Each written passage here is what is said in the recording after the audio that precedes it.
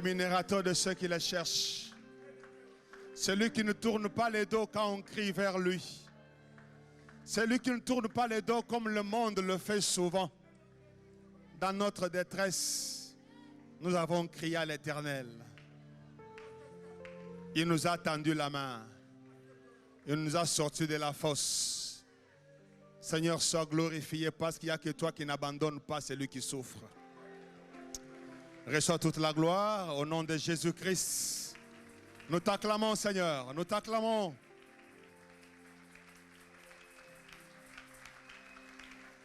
Alléluia. Shalom, shalom. Acclamons le Seigneur, frères et sœurs.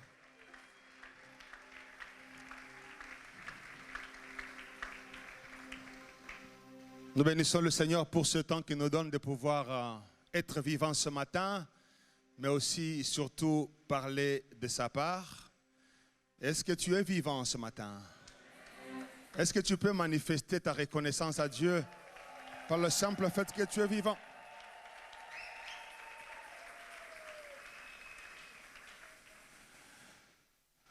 Nous rendons grâce à Dieu et nous disons aussi merci à notre pasteur qui nous confie cette responsabilité. Et nous voulons rapidement lire la parole de Dieu dans Jean chapitre 5, du 2e au 14e verset. Nous connaissons cette histoire, Jean chapitre 5. La Bible dit, « Or, à Jérusalem, près de la porte des brebis, il y a une piscine qui s'appelle en hébreu. » On retient ça. Cette piscine s'appelle en hébreu Bethesda. Et qui a 5 portiques. Sous ces portiques étaient couchés en grand nombre des malades, des aveugles, des boiteux, des paralytiques qui attendaient le mouvement de l'eau. Car un ange descendait de temps en temps et dans la piscine et agitait l'eau. Et celui qui descendait le premier, après que l'eau avait été agitée, était guéri, quelle que fût sa maladie. Là se trouvait un homme malade depuis 38 ans. Jésus l'ayant vu coucher et sachant qu'il était malade depuis longtemps, lui dit, « Veux-tu être guéri ?» Le malade répondit, « Seigneur, je n'ai personne pour me jeter dans la piscine quand l'eau est agitée. Et pendant que j'y vais, un autre descend avant moi. Lève-toi, lui dit Jésus, prends ton lit et marche. Aussitôt cet homme fut guéri. Il prit son lit et marcha. C'était un jour de sabbat. Les Juifs dirent donc à celui qui avait été guéri, c'est le sabbat. Il n'était pas permis d'emporter ton lit. Il leur répondit, celui qui m'a guéri m'a dit, prends ton lit et marche. Et lui demandèrent, qui est l'homme qui t'a guéri et qui t'a dit, prends ton lit et marche. Mais celui qui avait été guéri ne savait pas que c'était Jésus, car Jésus avait disparu de la foule qui était en ces lieux. Depuis, ou bien plus tard, Jésus les trouva dans les temples et lui dit, « Voici tu as été guéri, ne pêche plus de peur qu'il ne t'arrive quelque chose de pire. » Acclamons la parole du Seigneur. Cette histoire, nous la connaissons tous, une histoire pathétique, une histoire qui a un mélange de tristesse pour certains, mais de joie à un moment donné pour les autres, mais une histoire qui est riche d'enseignements sur les différentes facettes de la manière dont Dieu fonctionne avec son peuple. Comme vous le voyez à Jérusalem, il y avait des temples, il y avait souvent cette notion de portes et de portiques. On ne va pas entrer dans cela. Mais il nous est fait mention d'une piscine, un grand bassin plutôt, rempli d'eau, qui était tout près de la porte des brebis. Et la Bible dit qu'il y avait 5 entrées, 5 portiques. On avait juste comme seule mission amener des malades là-bas. Et les gens qui étaient autour de cette piscine, c'était des aveugles, c'était des paralytiques, c'était des boiteux, c'était un grand nombre de malades. La Bible dit qu'ils venaient pour attendre le mouvement de l'eau. Pourquoi le mouvement de l'eau? Parce que de temps en temps, un ange venait du ciel et il agitait. Lorsqu'il agite l'eau, la seule chose qu'on doit faire, c'est plonger le premier. Et quand tu plonges le premier, la Bible dit, quelle que soit la maladie, quelle que soit ta difficulté, quel que soit ton malheur, tu étais guéri. Quelqu'un dit Amen. C'est ça la catégorie des gens. Mais notre attention se tourne particulièrement vers une personne. Une personne. La Bible dit que cette personne était malade depuis 38 ans.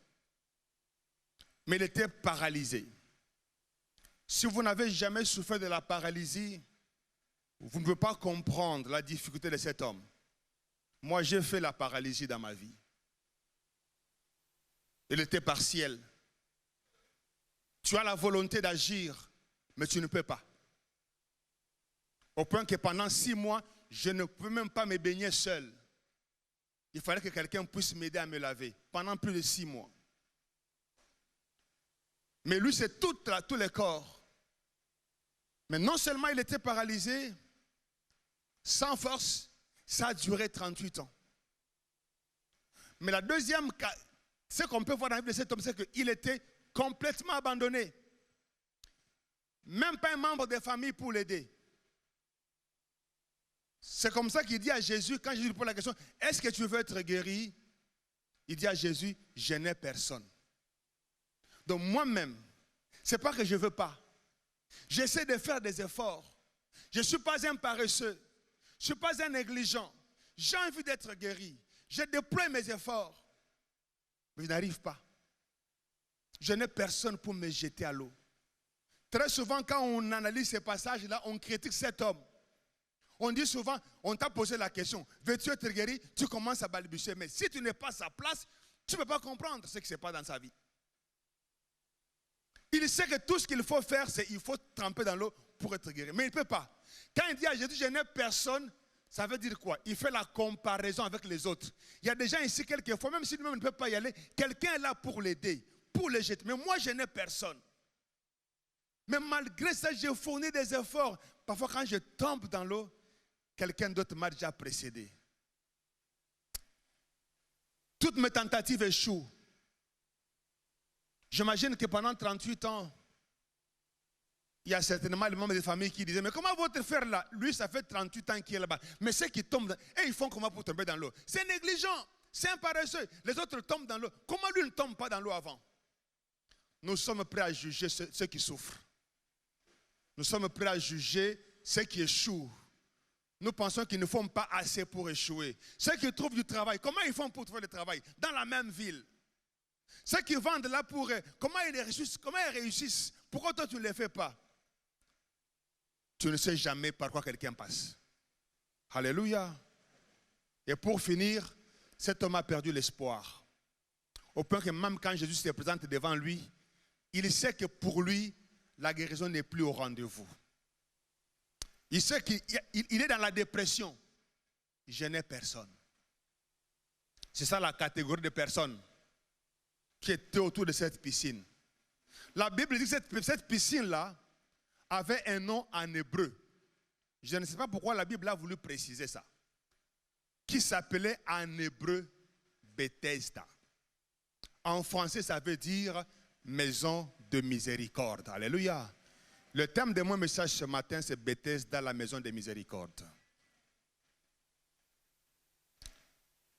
La miséricorde, par définition, c'est cette pitié-là qui pousse Dieu à pardonner les coupables et à lui retirer la sanction qui lui était réservée. Tu as posé un acte qui, normalement, la seule sanction possible pour toi, c'était le jugement de Dieu. Tu mérites ce qui t'arrive, en principe. Mais Dieu, dans sa miséricorde,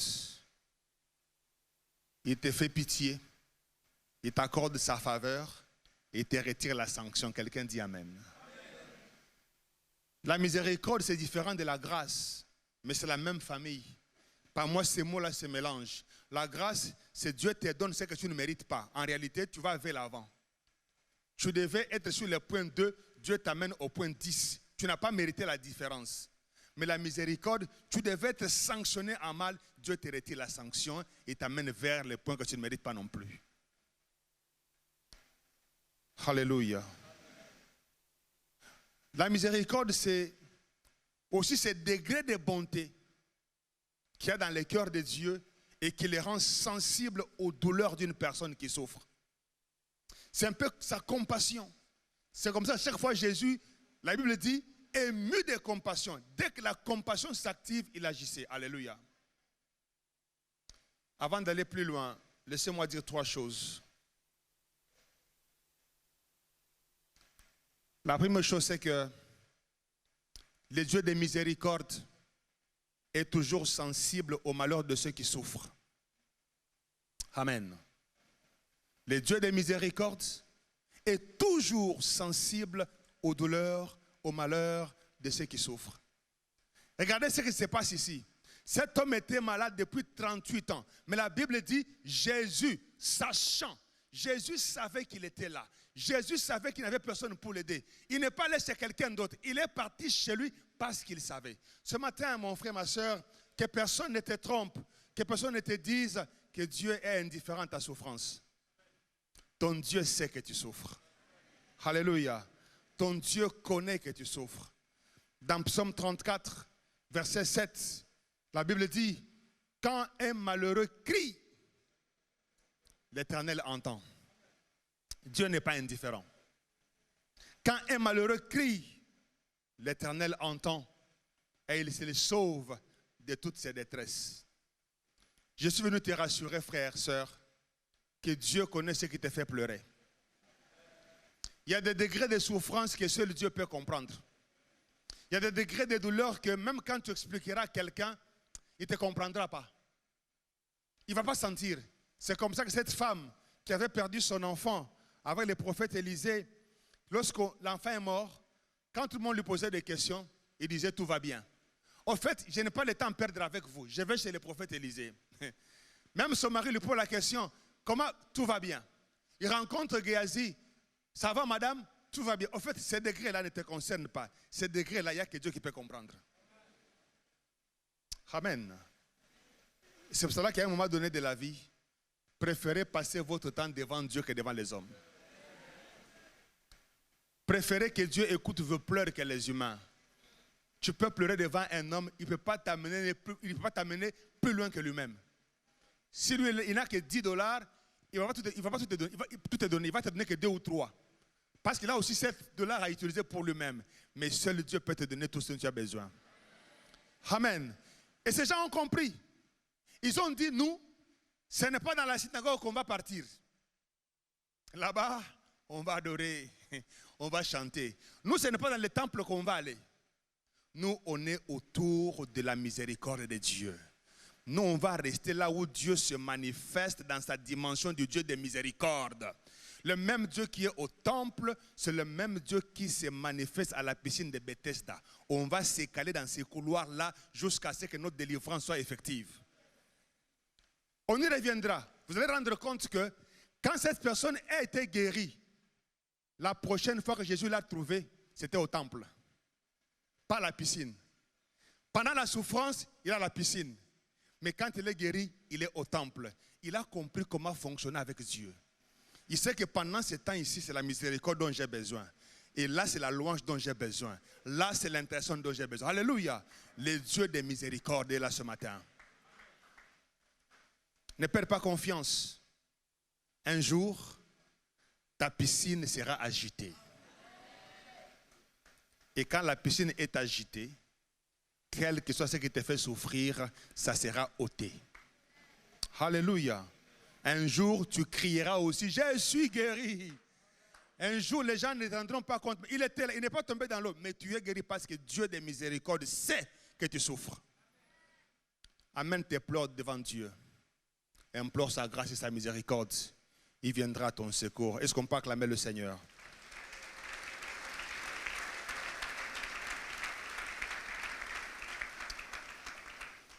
J'aimerais à ce niveau attirer l'attention de quelqu'un. La Bible dit, quand le malheureux crie, l'Éternel Alléluia. Si toi tu trouves du plaisir à imposer les souffrances aux personnes vulnérables, sache que l'Éternel entend. Il entend leurs cris. Proverbe 23, 10 dit, ne déplace pas la borne ancienne et n'entre pas dans le champ des orphelins, car leur vengeur est puissant et défendra leur cause contre toi. L'orphelin ici, ce n'est pas seulement celui qui a perdu son père et sa mère. L'orphelin, c'est un symbole de toutes les personnes qui sont sans force, qui sont sans défense, qui sont sans protection, ceux qui sont faibles. Si tu t'évertues à imposer la souffrance à ce type de personnes, sache que Dieu écoute leurs cris et Dieu viendra contre toi. À un moment donné, si le salut d'un homme, c'est que toi tu puisses quitter ton poste, tu quitteras. Je répète, tu es un grand directeur, tu es un grand patron, ton plaisir à toi, c'est de faire souffrir les faibles. Si parmi ces gens-là, il y en a un que Dieu veut délivrer, si la solution, c'est que toi tu puisses sauter, bien tu sauteras. Quelqu'un m'a compris? Il faut éviter. Normalement, un chrétien normal, un enfant de Dieu sérieux, un enfant de Dieu digne de ce nom, ne peut pas être à l'aise en ayant conscience qu'il est la cause du malheur pour quelqu'un d'autre. C'est impossible. Bien au contraire, la Bible nous dit, dans Matthieu 5, verset 7, « Heureux le miséricordieux, car ils obtiendront miséricorde. » Heureux ceux qui sont sensibles à la souffrance des autres. Heureux ceux qui sont sensibles au malheur des autres. Parce qu'un jour, Dieu sera sensible à leur propre malheur. Un jour, quelqu'un d'autre sera sensible à son malheur. C'est comme ça qu'il ne faut pas abuser des faibles. Toi qui es professeur là, qui pense que pour qu'une fille passe des classes, elle doit nécessairement aller là où toi tu veux qu'elle aille. C'est pas bon. C'est pas bon, frère. Parce qu'un jour, dans ce monde, chacun de nous a toujours besoin d'une aide quelque part. Si ce n'est pas toi, c'est tes enfants. C'est tes frères et sœurs. Fais un effort pour n'être redevable à personne que l'amour. Amen. Alléluia. Dieu est très bon, n'est-ce pas?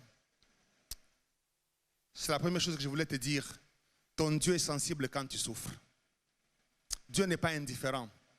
Dieu n'a pas besoin que tu souffres au point que... Non, il peut prendre le temps pour te donner des leçons qu'il faut. Mais Dieu, c'est un père d'amour. Aucun père ne peut être content quand son enfant souffre.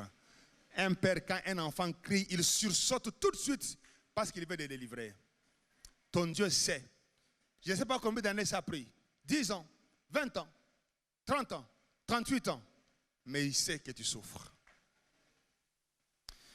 Deuxième chose que j'aimerais dire, c'est que dans la marche avec Dieu, il y a des choses que Dieu n'accorde aux humains que par sa grâce et sa miséricorde. Tu ne peux pas tout mériter devant Dieu. Il y a des choses que Dieu ne fait que quand sa miséricorde est actionnée. À la piscine de Bethesda, les gens n'attendaient qu'une seule chose, la miséricorde de Dieu.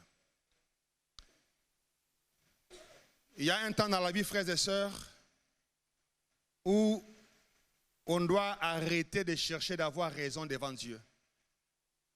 Il y a un moment où il faut arrêter d'accuser les autres devant Dieu. Il y a un temps où il faut arrêter de chasser les démons. Il y a un temps où la seule prière que tu peux avoir, Seigneur, ta grâce dans ma vie. Seigneur, ta miséricorde dans ma vie. Alléluia. Il y a un temps où tu ne peux avoir que ça comme prière. Dans Hébreux chapitre 4, verset 6, la Bible dit quoi? Approchons-nous donc avec assurance du trône de la grâce, afin d'obtenir d'abord miséricorde, ensuite la grâce et être secouru dans nos besoins. La version parole de vie dit ceci: près de Dieu, nous trouverons son pardon, nous trouverons son amour, et ainsi il nous aidera au bon moment. Plus moi je grandis dans la compréhension des choses de Dieu, plus j'ai saisi la dimension de l'œuvre de la croix, j'ai appris maintenant à m'approcher devant Dieu avec beaucoup d'humilité. Amen. Je ne vois rien que je puisse faire pour Dieu ou que je puisse donner à Dieu au point de me rendre plus méritant et ne pas continuer à m'accrocher à sa grâce et sa miséricorde. C'est vrai qu'aujourd'hui, il y a une catégorie de chrétiens qui pensent que chaque fois qu'on parle de la grâce ou de la miséricorde, on est en train d'encourager les gens à marcher dans le péché. Ce n'est pas ça. Ce n'est pas ça. L'évangile commence avec la grâce, fonctionne avec la grâce et se termine avec la grâce. Mais la grâce, elle nous apprend à marcher devant Dieu avec une certaine discipline. Mais il n'est pas dit que quand on parle de la grâce et miséricorde, on est en train d'encourager les gens à marcher dans le péché. Non, c'est faux. C'est de la prétention et c'est de l'orgueil inutilement. La Bible nous dit, quand on s'avance devant Dieu, la première chose qu'on obtient, c'est sa miséricorde, c'est sa grâce. Ensuite, on a la solution à nos problèmes. Vous savez, dans la Bible, il y a tout un chapitre qui est consacré à la miséricorde de Dieu. Le psaume 136. Car sa miséricorde dure. Sa miséricorde dure. Et quand vous lisez ces psaumes, du début à la fin, il commence à dire tout ce que Dieu a fait, depuis la création jusqu'à la fin. Et sous-bassement de tout, c'est sa miséricorde dure à toujours. La troisième chose, avant d'aller à la conclusion, c'est que quand la miséricorde de Dieu est activée, rien n'arrête sa main. Rien n'arrête sa main. Quand sa miséricorde est en action, et tout ce qu'il veut, il le fait. La Bible dit qu'à la piscine de Bethesda, quand l'ange descendait, quelle que soit la maladie, quand tu tombes dans l'eau, tu es guéri. Il n'y a pas de limite à l'action de Dieu quand sa miséricorde est actionnée. Il n'y a pas de limite. Et Bartimée avait compris. Il n'a pas dit à Jésus, fils de David, guéris-moi. Il a dit à Jésus, fils de David, aie pitié. Aie pitié. Aie pitié. Et Jésus lui a posé la question, que veux-tu que je fasse? Je vais voir. La pitié avant, la guérison après. Quand le Dieu de miséricorde actionne sa pitié, sa compassion, rien ne l'arrête. Quoi que tu aies comme problème, il va intervenir pour te sortir de là. Alléluia. Et c'est comme ça que ceux de Bethesda ont compris que nous là, notre situation ici, ce n'est pas ailleurs, c'est sa miséricorde. Alléluia. Est-ce qu'on peut acclamer la miséricorde de Dieu ce matin?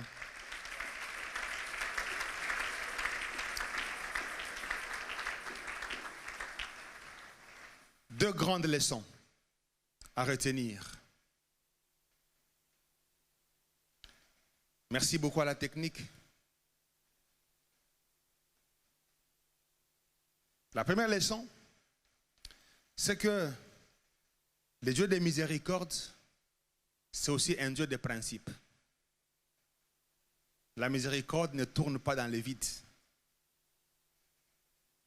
À la piscine de Bethesda, il y avait un seul principe.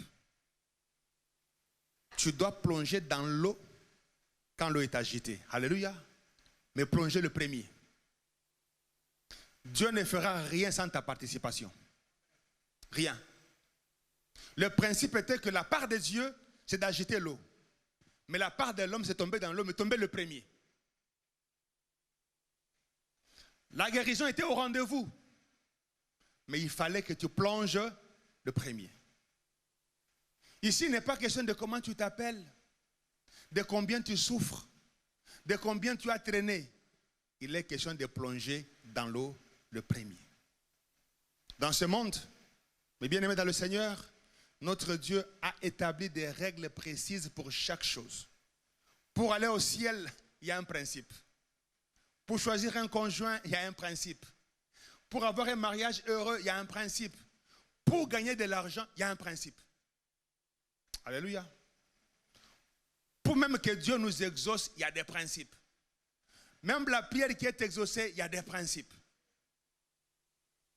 Donc, le fait de savoir que Dieu est un Dieu miséricordieux doit nous pousser aussi à comprendre comment Dieu fonctionne, comment Dieu opère et a fait entrer dans ses principes. Quelqu'un dit Amen. Et dans chaque principe de Dieu, il y a la part de Dieu, il y a aussi la part. Et derrière chaque principe de Dieu, il y a la parole de Dieu lui-même. Et Dieu se tient derrière sa parole pour l'accomplir. Si Dieu dit que pour que tu puisses récolter du maïs, il faut semer un grain, ce n'est pas la prière qui va pousser gratuitement. Tu pousses les grains. Quand la pluie tombe, Dieu a déjà donné son principe à la terre. Ça va se mélanger et ça va pousser. Et les principes de Dieu sont impersonnels. Ils s'appliquent souvent à quiconque. Alléluia. À Bethesda, on dit celui qui plongeait était guéri. Il y a des moments comme ça où Dieu ne regarde pas les visages. Il a établi les principes. Tu les respectes et tu obtiens le résultat. C'est comme ça que dans Psaume 84, le verset 6, la Bible dit « Heureux ceux qui placent en toi leur appui. Ils trouvent dans leur cœur des chemins tout tracés. » Et dans Ésaïe 30, 21, la Bible dit « Tes oreilles entendront derrière toi la voix qui dira « Voici les chemins, marchez-y. » La maturité chrétienne, c'est quand tu apprends à comprendre les stratégies et les orientations de Dieu dans une situation donnée. Tu deviens mature quand pour chaque situation, quand tu pries, tu veux que Dieu te dise qu'est-ce que tu dois faire. Trouveront dans leur cœur des chemins tout tracés. Joseph n'a pas été élevé en Égypte parce qu'il a interprété les songes seulement. Il a été élevé en Égypte parce qu'il a donné des orientations. Comment vous allez gérer les périodes des vaches grasses et les périodes des vaches maigres. C'est à ce niveau-là que tu comprends. Quand est-ce qu'il faut prier en disant à Dieu, Seigneur, Salelanga, fais pour moi. Et quand est-ce que tu dois prier Dieu en disant, Seigneur, rends-moi capable de faire. Alléluia. L'homme de Bethesda savait ce qu'il fallait faire. Mais tout ce qui lui manquait, c'était la force de faire. Tu deviens mature dans la vie chrétienne quand tu sais exactement quand dire à Dieu, Seigneur, ça c'est toi qui dois faire, fais-le pour moi. Seigneur, ça c'est moi qui dois faire, rends-moi capable de faire. La combinaison des deux donne les résultats attendus. Là, c'est la maturité du chrétien. Mais si tu passes ton temps à prier, rien que prier, oui, nous croyons que la prière change le cours de l'histoire, mais dans ce changement de l'histoire, tu as ta part de responsabilité. Donc quand nous prions, demandons l'orientation divine. Comme ça, comme quelqu'un a dit, quand la préparation rencontre l'opportunité, le résultat est au rendez-vous. Et j'ai compris avec Dieu que la meilleure délivrance, c'est celle qui s'acquiert par la connaissance. Jésus a dit, vous connaîtrez la vérité et la vérité vous affranchira.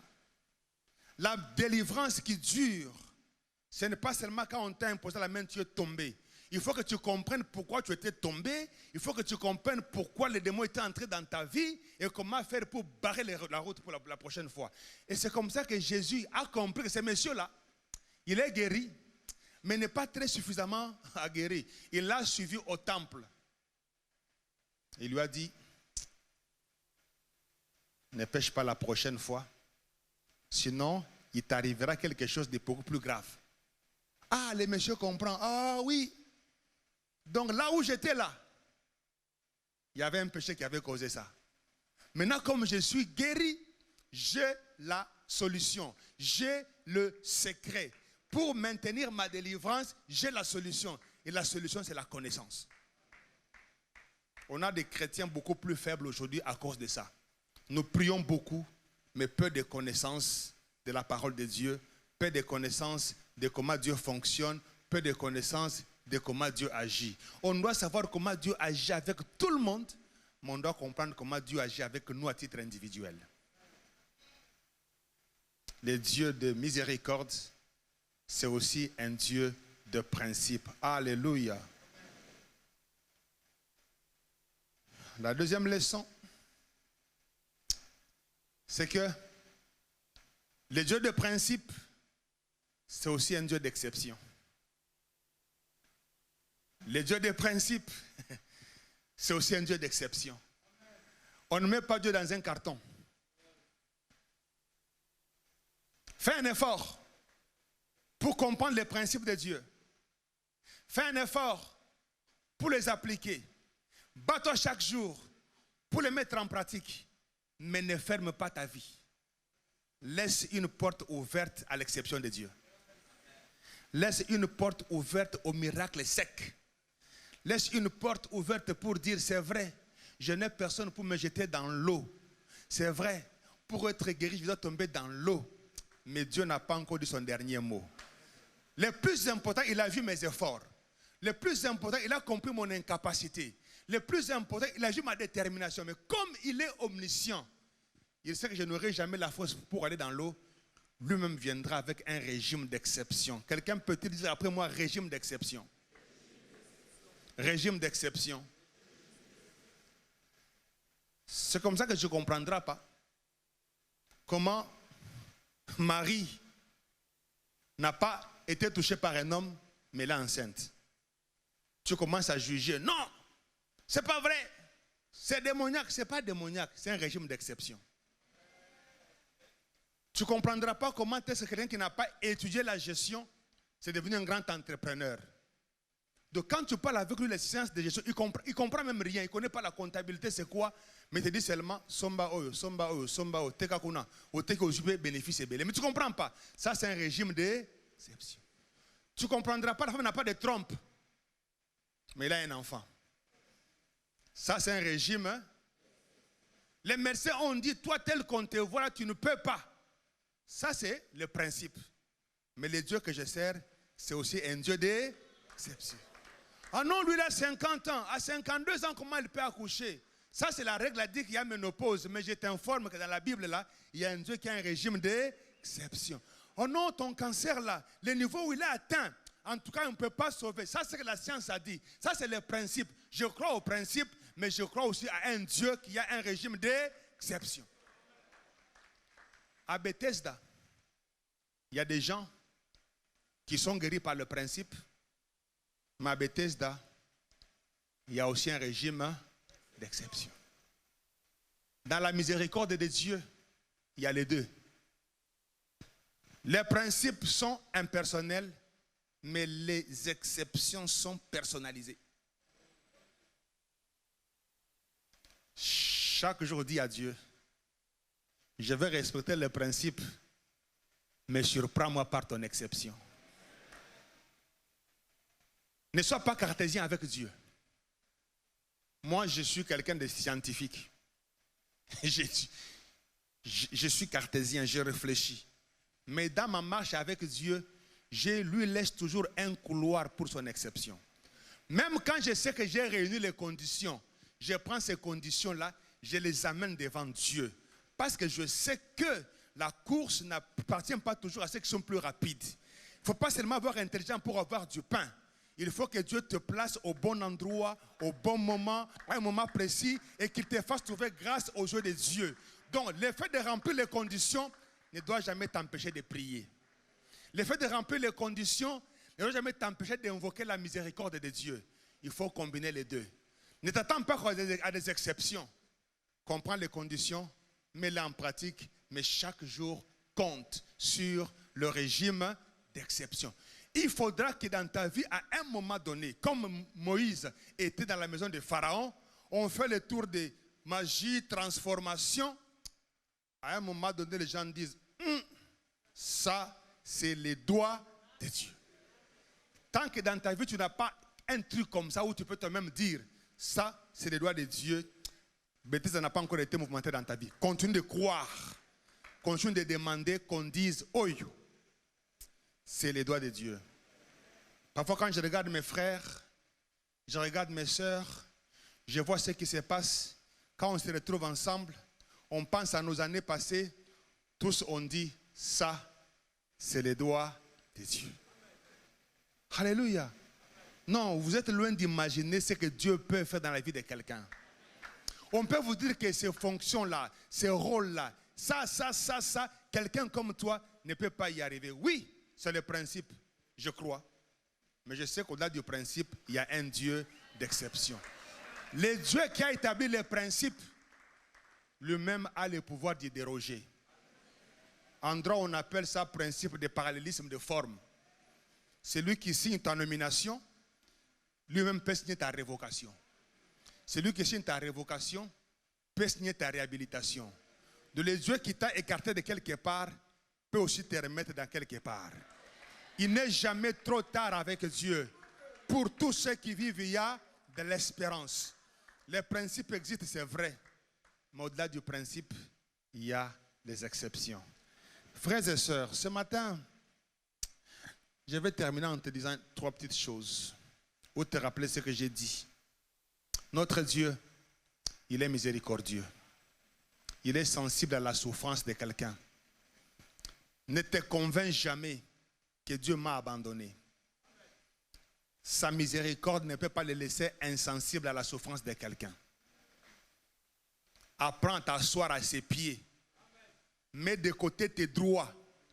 Mets de côté les prières de revendication. Nzambe, moi je te sers. Nzambe, moi je suis ton enfant. Nzambe, ngana pesa kaboy. Oublie ça. Mets-toi à ses pieds et dis Seigneur, ta miséricorde. Seigneur, aie pitié de moi. Seigneur, ta grâce dans ma vie. Implore sa grâce et sa miséricorde. Parce que quand tu amènes Dieu dans ce couloir-là, la seule personne qu'il voit en toi, c'est Jésus-Christ. Le seul mérite qu'il voit, c'est le mérite de Jésus. La seule loi qu'il voit, c'est ce qui a été accompli par Jésus. Il y aura ce que toi tu fais, oui, mais qui sont toujours imparfaites. Ça sera purifié, perfectionné par ce que Jésus a fait. Et devant Jésus, Dieu n'hésite pas. Toutes ses promesses sont oui et amen dans sa vie. Et quand tu marches avec Dieu, prie pour qu'il te rende capable de faire ce que tu es capable de faire. Prie pour que tu respectes les principes, mais ne te bloque pas dans les principes de Dieu. Laisse un couloir pour sa grâce, sa miséricorde et le régime d'exception. Que Dieu bénisse sa parole, frère.